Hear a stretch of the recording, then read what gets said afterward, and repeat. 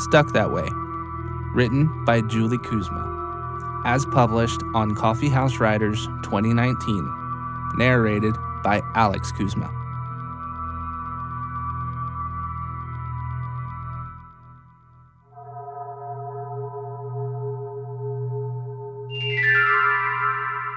Wow, how'd you do that? The boy appeared to have eyes like saucers. You've got to control your energy, son. Just watch. His father's hand flashed back and forth from one material form to another. When you perfect your technique, you can do this. Whoa, your whole head changed. That's super cool. He twisted and scrunched his face in contorted expressions, but held the same shape of himself. The man laughed with delight at his young son's attempts to morph his appearance. His jubilation ceased the moment the boy's mother waltzed in and joined them. What are you two doing? She smiled with fluidity. Oh, nothing, dear. A little trick. That's all. Nothing?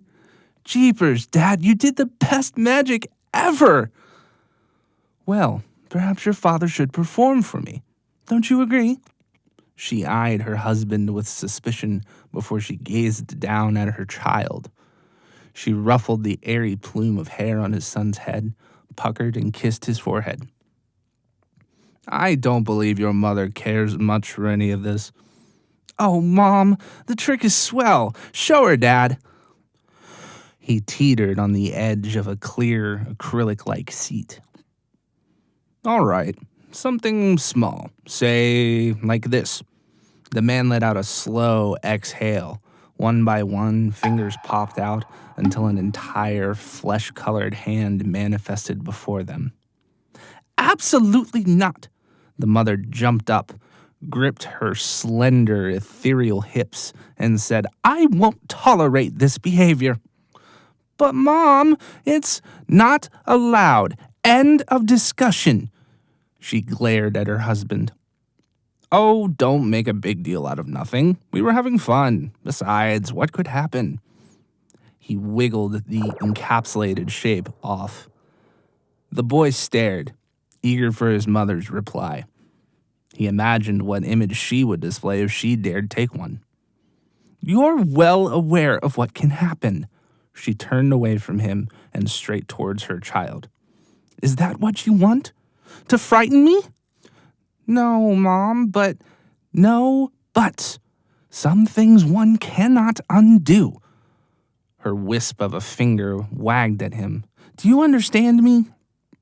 Of course he does. The man smirked until he spotted his son somewhat hidden behind her. He shook his head in a plea not to practice now and waved for him to leave. The boy squeezed with all of his might. Small squares of matter materialized in the space one would consider a face. Stop that! She swished the air, groping for him, but only his essence remained. Relax. He's gone outside to play, most likely with the new kid next door. Promise me you won't teach him to do this. He pixelated. With a few more tries, a solid form might manifest. Honestly, I don't understand what you were thinking.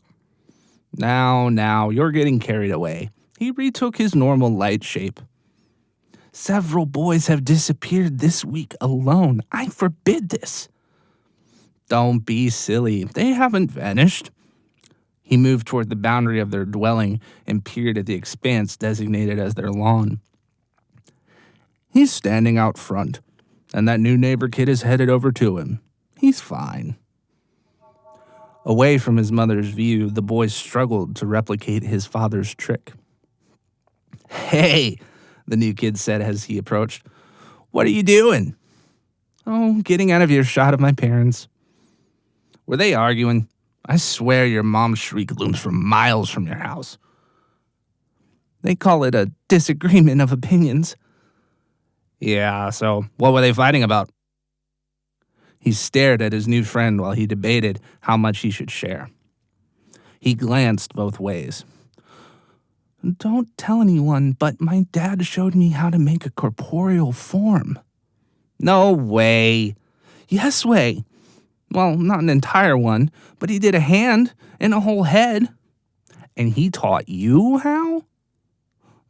Kind of. He told me to control my energy. If I slow down enough, I will take a different shape. He grimaced as he tried to create a face or even just a nose, but nothing happened. Aw, I can't. But you can, the neighborhood kid said. You made a couple opaque blocks of color wiggle in, only for a second, but you did. Wait, for real? Yeah, cross my heart. Have you ever done this before? Nah, the new boy said. Behind his own back, fingers developed in a row like he was counting to 10.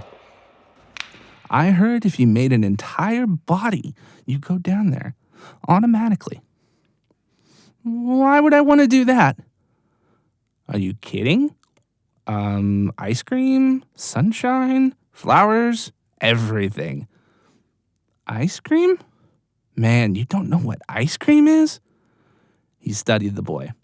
How about I pop down and nab some? I thought you said you couldn't.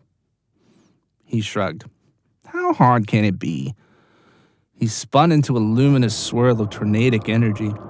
He stopped with a bulbous face shoved out. Yikes! Hey, you scared me! The kid pitched forward and grew lopsided like a stress ball head with its eyes popped out. Knock it off! The head retracted into an acceptable size and tolerable construct. I'm grabbing a triple scooped cone of double Dutch chocolate. If you're quick, when I'm back, you can steal a lick before it dissipates. Aren't you afraid of getting stuck, holding that shape for so long? Who told you that? Your mom? He nodded, yes. She just doesn't want you to enjoy yourself. I bet she hates when you have fun. Am I right? The boy reckoned he was correct. His eyes grew wide once again, like earlier when his dad did the trick. Okay, do it. The kid smiled with his novel-fashioned mouth and evaporated without another word. He reappeared 5 seconds later. Now! He yelled. The boy flitted around in a desperate search of the vicinity. Did I miss it? Yeah, it was right here, all cold and creamy and chocolatey. He shook off his form. I guess you need a body for the full effect. Oh well, I gotta go. My mom said dinner was in 10, and I've been out here with you longer than that. See ya. The neighbor mocked the boy's gullibility as he donned a huge grin and strolled away. Determined to harvest a bite for himself, he concentrated until his vibrations slowed down, thick as mud. He opened his eyes and gazed at the dots of energy fluttering in and out around him. He had done it. He stood, all flesh and bone. His spirit, now encased in this hardened human form, stirred with the sense of being captive, imprisoned.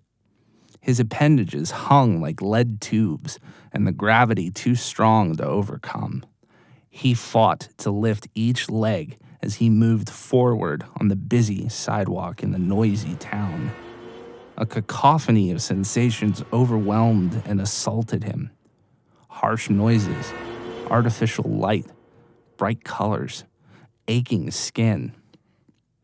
Panic quickened his breath.